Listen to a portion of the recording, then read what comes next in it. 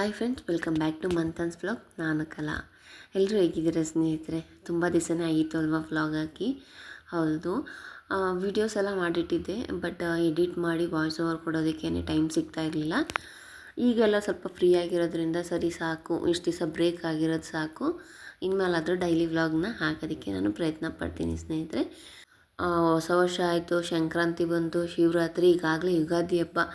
ಎಷ್ಟೆಷ್ಟು ಬೇಗ ದಿನಗಳು ಹೋಗ್ತಾಯಿದ್ದೇವೆ ಅಂತಲೇ ಗೊತ್ತಾಗ್ತಾ ಇಲ್ಲ. ಆಗಲೇ ಯುಗಾದಿ ಹಬ್ಬ ಬಂದೇ ಬಿಡ್ತು. ಇದು ಬಂದು ನಮ್ಮ ಅಮ್ಮವ್ರ ಮನೇಲಿದ್ದಾಗ ನಾನು ರೂಮ್ನ ಕ್ಲೀನ್ ಮಾಡಿದ್ದಿತ್ತು. ಯಾವ ರೀತಿ ಇದೆ ಅಂತ ನೋಡಿ. ಈ ರೂಮ್ ಯಾವಾಗಲೂ ಹಿಂಗೆ ಇರುತ್ತೆ ಅಂತ ಅಂದ್ಕೊಬೇಡಿ.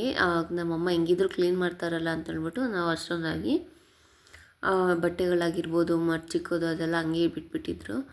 ಸೊ ಹಾಗಾಗಿ ಇವಾಗ ಅದನ್ನೆಲ್ಲ ತೆಗೆದು ಕ್ಲೀನ್ ಮಾಡೋದೇನೆ ನನ್ನ ಕೆಲಸ ಆಗಿರುತ್ತೆ.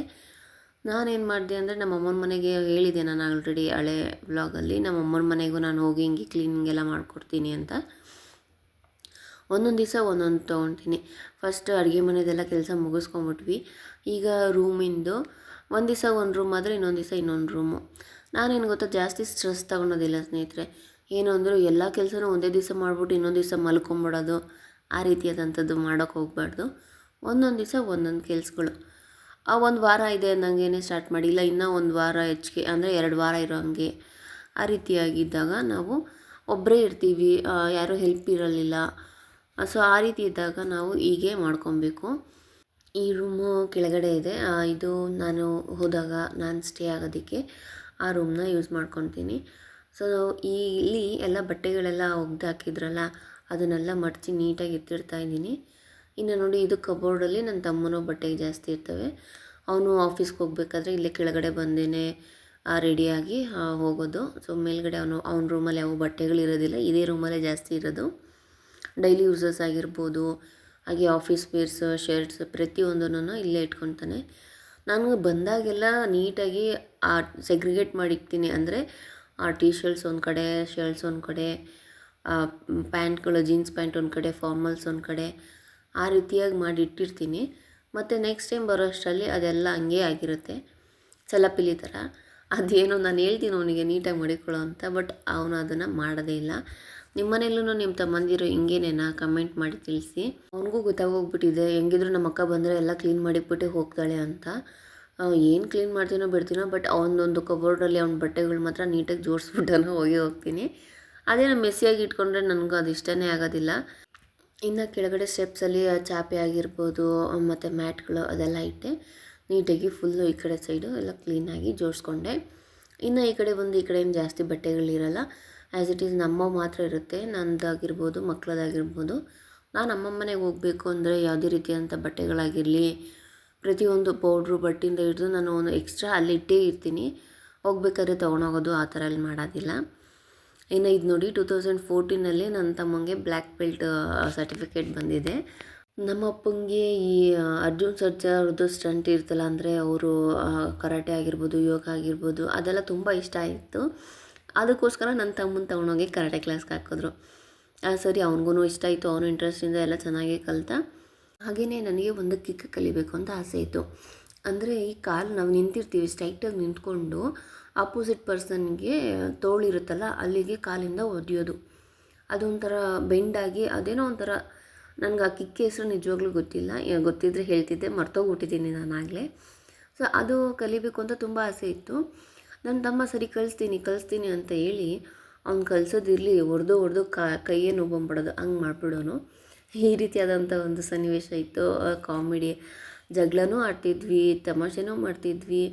ಒಂಥರ ಎಷ್ಟು ಬೇಗ ನಾವು ದೊಡ್ಡವರಾದ್ವಿ ಅಂತಲೇ ಗೊತ್ತಾಗಲಿಲ್ಲ.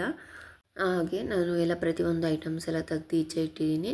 ಆ ಡ್ರೆಸ್ಸಿಂಗ್ ಟೇಬಲ್ ಆಗಿರ್ಬೋದು ಎಲ್ಲನೂ ನೀಟಾಗಿ ಈಚೆ ಇಟ್ಟು ಜರುಗಿಸ್ಕೊಂಡಿದ್ದೀನಿ. ಮಂಚನೂ ಸಹ ಸ್ವಲ್ಪ ಮೂಲೆ ಮುಡ್ಕೆಲ್ಲ ನೀಟಾಗಿ ಗುಡಿಸ್ಕೊಬೇಕಲ್ವ, ಅದಕ್ಕೇನೆ ಮಂಚನ ಎಲ್ಲ ಜರುಗಿಸಿ ನೀಟಾಗಿ ಕಸನೆಲ್ಲ ಗುಡಿಸ್ಕೊತೀನಿ. ಈ ರೀತಿಯಾಗಿ ನಾವು ಡೀಪ್ ಕ್ಲೀನಿಂಗ್ ಮಾಡಬೇಕಾದ್ರೆ ಪ್ರತಿಯೊಂದು ಮೂಲೆ ಮುಡ್ಕು ಕ್ಲೀನ್ ಮಾಡಿದ್ರೇ ನಮಗೂ ಸಮಾಧಾನ ಆಗೋದು ಅಲ್ವಾ. ಏನೋ ಕ್ಲೀನ್ ಮಾಡಬೇಕಪ್ಪ, ಮಾಡಿಬಿಡೋಣ ಅಂತ ಹಂಗಂಗೆ ಮಾಡಿಬಿಟ್ರೆ ಏನೋ ಮನಸ್ಸಿಗೆ ಸಮಾಧಾನನೇ ಆಗೋದಿಲ್ಲ. ಸೊ ಈಗ ವಿಂಡೋಸ್ನೆಲ್ಲ ಒರೆಸ್ಕೊತಾ ಇದ್ದೀನಿ ನೀಟಾಗಿ. ಹಬ್ಬ ಹುಣ್ಣಿಮೆಗಳು ಬಂದುಬಿಟ್ರೆ ಚಿಕ್ಕವರು ಇದ್ದಾಗಲೇ ಎಷ್ಟೋ ಚೆನ್ನಾಗಿತ್ತು ನಾವು ಅಂತ ಅನಿಸ್ಬಿಡುತ್ತೆ. ಹಾಗೆಲ್ಲ ಏನಿಲ್ಲ, ನೀಟಾಗಿ ಸ್ನಾನ ಮಾಡಿಕೊಂಡು ಹೊಸ ಬಟ್ಟೆ ಹಾಕ್ಕೊಂಡು ಯಾವುದೋ ಒಂದು ದೇವಸ್ಥಾನಕ್ಕೆ ಹೋಗಿ ಬಂದು ಅಮ್ಮ ಏನು ಅಡುಗೆ ಮಾಡಿರ್ತಾರೋ ಅದನ್ನು ತಿಂದರೆ ಮುಗೀತು ಅಲ್ಲಿಗೆ ಹಬ್ಬ ಅಂತ ನಮಗೆ ಆ ರೀತಿಯಾಗಿತ್ತು. ಬಟ್ ಇವಾಗಂತೂ ಹಬ್ಬ ಬಂದರೆ ಕ್ಲೀನ್ ಮಾಡು ಮತ್ತು ತಿರ್ಗಾ ಅಡುಗೆ ಮಾಡು ಪ್ರತಿಯೊಂದು ಮಾಡ್ತಾ ಇರಬೇಕು. ಸೊ ಯಾವ ರೀತಿಯಾಗಿ ಟೈಮ್ ಚೇಂಜಸ್ ಆಗುತ್ತೆ ಅಲ್ವಾ. ಅಂದರೆ ಈ ಏಜಿಗೆ ನಮಗೆ ಗೊತ್ತಾಗುತ್ತೆ ನಮ್ಮಮ್ಮವರು ಎಷ್ಟು ಕಷ್ಟಪಟ್ಟಿರ್ತಾರೆ. ಆ ಪ್ರತಿಯೊಂದಕ್ಕಾಗಿರ್ಬೋದು, ನಮ್ಮ ಮಕ್ಕಳನ್ನ ನೋಡ್ಕೊಳೋದಕ್ಕಾಗಿರ್ಬೋದು, ನಾವು ಹೇಳ್ದಷ್ಟು ಸುಲಭ ಅಲ್ಲ. ಒಂದು ಮಗುನ 1 ತಿಂಗಳು ಮಗುನ ಒಂದಷ್ಟು ದೊಡ್ಡೋರಾಗಿ ಮಾಡೋದು ಎಷ್ಟು ಕಷ್ಟ ಅಂತ ಅದನ್ನು ಮಾಡಿದವ್ರಿಗೆ ಗೊತ್ತಿರುತ್ತೆ ಅಂತ ಹೇಳ್ತಾರಲ್ವ. ಅದು ಖಂಡಿತವಾಗ್ಲೂ ನಿಜಾನೇ. ಬರೀ ತಾಯಿದೇ ಅಂತ ಅಲ್ಲ, ತಂದೆದು ಸಹ ಅವ್ರ ಜವಾಬ್ದಾರಿನ ಯಾವ ರೀತಿಯಾಗಿ ನಿಭಾಯಿಸ್ತಾರೆ. ಅವ್ರಿಗೆ ಹಬ್ಬಕ್ಕೆ ಬಟ್ಟೆ ತಗೊತಾರೋ ಇಲ್ವೋ, ಮಕ್ಳಿಗೆ ಮಾತ್ರ ಖಂಡಿತವಾಗ್ಲೂ ಕೊಡಿಸ್ತಾರೆ. ಒಂದು ಜೊತೆ ಅಲ್ಲ ಅಂತ 2 ಜೊತೆ ಕೊಡಿಸ್ತಾಯಿದ್ರು ನಮ್ಮ ತಂದೆ ನಮಗಾಗ. ಈಗಲೂ ಅಷ್ಟೇನೆ, ಅವರಿಗೆ ಏನು ಹೊಸ ಬಟ್ಟೆನೇ ತೊಗೊಬೇಕು ಹಬ್ಬಕ್ಕೆ ಆ ಥರ ಏನು ಇಂಟ್ರೆಸ್ಟೇ ಇರೋದಿಲ್ಲ ಅವರಿಗೆ. ನನಗೆ ನನ್ನ ಒಂದು ಎಕ್ಸ್ಪೀರಿಯೆನ್ಸ್ನ ಹೇಳ್ತೀನಿ ನಿಮಗೆ. ಹೇಗೆ ಅಂದರೆ ಫಸ್ಟೆಲ್ಲ ನಮ್ಮ ಅಪ್ಪನ ಕಂಡ್ರೆ ಭಯ ಆಗೋದು. ಏನೇ ಒಂದು ಮಾತಾಡೋದಕ್ಕಾಗಿರ್ಬೋದು, ಇಲ್ಲ ಹೇಳೋದಕ್ಕಾಗಿರ್ಬೋದು ತುಂಬಾ ಭಯ ಆಗೋದು. ಬಟ್ ಈಗೆಲ್ಲ ಆ ರೀತಿಯಾಗಿಲ್ಲ, ಒಂದು ಫ್ರೆಂಡ್ಲಿಯಾಗಿ ಇದ್ದೀವಿ ಅಂತಲೇ ಹೇಳ್ಬೋದು. ಅದು ಮದುವೆ ಆದಮೇಲೆ ಆ ರೀತಿಯಾಗಿ ಚೇಂಜ್ ಆಯಿತೋ ಇಲ್ಲ ನಾವು ದೊಡ್ಡವರಾಗ್ತಾ ಆಗ್ತಾ ಆ ರೀತಿಯಾಗಿ ಚೇಂಜ್ ಆಯಿತು ಅಂತ ಗೊತ್ತಾಗ್ತಿಲ್ಲ. ನಮ್ಮಪ್ಪ ಅಂತೂ ನಮ್ಮನ್ನ ತುಂಬ ಸ್ಟ್ರಿಕ್ಟಾಗಿ ಬೆಳೆಸ್ಬಿಟ್ರು. ಎಸ್ಪೆಷಲಿ ನನ್ನಂತೂ ಹೆಣ್ಮಗಳು ಅಂತ ಇನ್ನೂ ಜಾಸ್ತಿ ಕೇರ್ ತೊಗೊಂಡೇ ಬೆಳೆಸಿದ್ರು.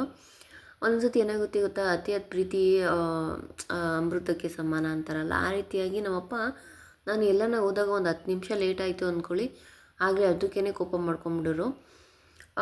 ನನಗೆ ಅದು ಅರ್ಥ ಆಗ್ತಿತ್ತು ನಮ್ಮಪ್ಪ ಯಾವ ರೀತಿಯಾಗಿ ನಮ್ಮನ್ನ ಕಾಳಜಿ ಮಾಡ್ತಾರೆ ಅನ್ನೋದು. ಬಟ್ ಅದು ಬೇರೆಯವರಿಗೆ ನೋಡಿದಾಗ ಬೇರೆ ಥರನೇ ಅನಿಸುತ್ತೆ. ಸೊ ಹಾಗಾಗಿ ಕೆಲವೊಂದು ಪ್ರೀತಿನೇ ಹಾಗೆ ಅಲ್ವಾ. ನಮಗೆ ಗೊತ್ತಿರೋದಿಲ್ಲ ಅವ್ರು ಎಷ್ಟು ನಮ್ಮನ್ನ ಇಷ್ಟಪಡ್ತಾರೆ, ಎಷ್ಟು ಪ್ರೀತಿ ಮಾಡ್ತಾರೆ ಅಂತ. ಕೆಲವೊಂದು ತೋರಿಸ್ಕೊಳೋದಕ್ಕೂ ಆಗೋದಿಲ್ಲ ಅವ್ರಿಗೆ, ಯಾವ ರೀತಿಯಾಗಿ ಎಕ್ಸ್ಪ್ರೆಸ್ ಮಾಡಬೇಕು ಅನ್ನೋದು. ಬಟ್ ಇರೋದ್ರಲ್ಲಿ ಹೇಳ್ತೀನಿ, ನಮ್ಮಪ್ಪ ನಮ್ಮನ್ನ ತುಂಬ ಚೆನ್ನಾಗಿ ನೋಡ್ಕೊಂಡಿದ್ದಾರೆ. ಆ್ಯಂಡ್ ನನಗೆ ತುಂಬಾ ಖುಷಿ ಇದೆ. ಅವ್ರು ಕಷ್ಟಪಟ್ಟು ನಮ್ಮನ್ನ ಸಾಕಿರೋದು ನಾವು ಪ್ರತಿಯೊಂದು ನೋಡಿರ್ತೀವಿ ಅಲ್ವಾ.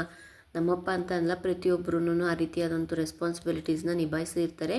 ಎಲ್ಲೋ ಕೆಲವರು ಇರ್ತಾರೆ ಏನು ಜವಾಬ್ದಾರಿ ತಗೊಂಡಲ್ಲೇ ಮಕ್ಕಳನ್ನ ಸುಮ್ಮನೆ ಹಾಗೇನೆ ಬಿಟ್ಬಿಡೋದು, ಆ ರೀತಿಯಾದವ್ರು ಇದ್ದಾರೆ. ಆ ಥರದವ್ರಿಗೇನು ಹೇಳೋದಕ್ಕಾಗೋದಿಲ್ಲ. ಏನಂತಾರೆ, ಅವ್ರ ಕರ್ಮ ಫಲ ಅಂತಲೇ ಹೇಳ್ಬೋದು. ಏನೇನು ಕರ್ಮ ಮಾಡಿರ್ತಾರೋ ಅದನ್ನೆಲ್ಲ ಅನುಭವಿಸ್ಬೇಕಲ್ವಾ, ಅದಕ್ಕಂತಾರೆ.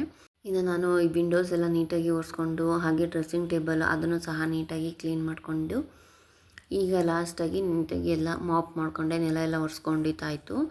ಲಾಸ್ಟಲ್ಲಿ ಬೆಡ್ಶೀಟ್ನ ಚೇಂಜ್ ಮಾಡಿದೆ. ನಾನು ಸುಮ್ಮನೆ ಯಾವುದೋ ಒಂದು ಹಾಕಿದ್ದೆ, ಇನ್ನೂ ಹಬ್ಬ ಬರೋದಕ್ಕೆ ಟೈಮ್ ಇದೆ. ಸೊ ಆಗ ನಮ್ಮಮ್ಮ ಚೇಂಜ್ ಮಾಡ್ಕೊತೀನಿ, ಯಾವುದನ್ನ ಒಂದು ಹಳೇದೇ ಹಾಕು ಅಂತ ಹೇಳಿದರು. ಸೊ ಹಾಗಾಗಿ ಹಳೇದನ್ನೇ ಹಾಕಿಟ್ಟೆ. ನಾನು ಹೇಗೆ ಗೊತ್ತಾ, ಬೆಳಗ್ಗೆಯಿಂದ ಸಂಜೆ ತನಕ ಸುಮ್ಮನೆ ಹಾಕೇ ಇರ್ತೀನಿ. ನಾನು ಕೆಲಸ ಇರುತ್ತೆ ನನಗೆ, ಇವತ್ತು ಈ ಕೆಲಸ ಮಾಡಬೇಕು ಅನ್ನೋದು ಇದ್ದೇ ಇರುತ್ತೆ. ಬಟ್ ಏನು ಮಾಡ್ತೀನಿ, ಸಂಜೆವರೆಗೂ ಸುಮ್ಮನೆ ಆರಾಮಾಗಿ ಹಂಗೆ ಓಡಾಡಿಕೊಂಡು ತಿಂದ್ಕೊಂಡು ಟಿ ವಿ ನೋಡಿಕೊಂಡು ಇಲ್ಲ ಫೋನ್ ನೋಡಿಕೊಂಡು ಸುಮ್ಮನೆ ಎದ್ಬಿಡ್ತೀನಿ. ಸಂಜೆ ಮೇಲೆ ಸ್ಟಾರ್ಟ್ ಮಾಡ್ತೀನಿ ನಾನು, ಒಂದು 4 ಗಂಟೆ ಮೇಲೆ. ನನಗದೇನೋಪ್ಪ ಸಂಜೆ ಮೇಲೇ ಆ ಕೆಲಸ ಸ್ಟಾರ್ಟ್ ಮಾಡೋಕ್ಕೆ ಇಷ್ಟ.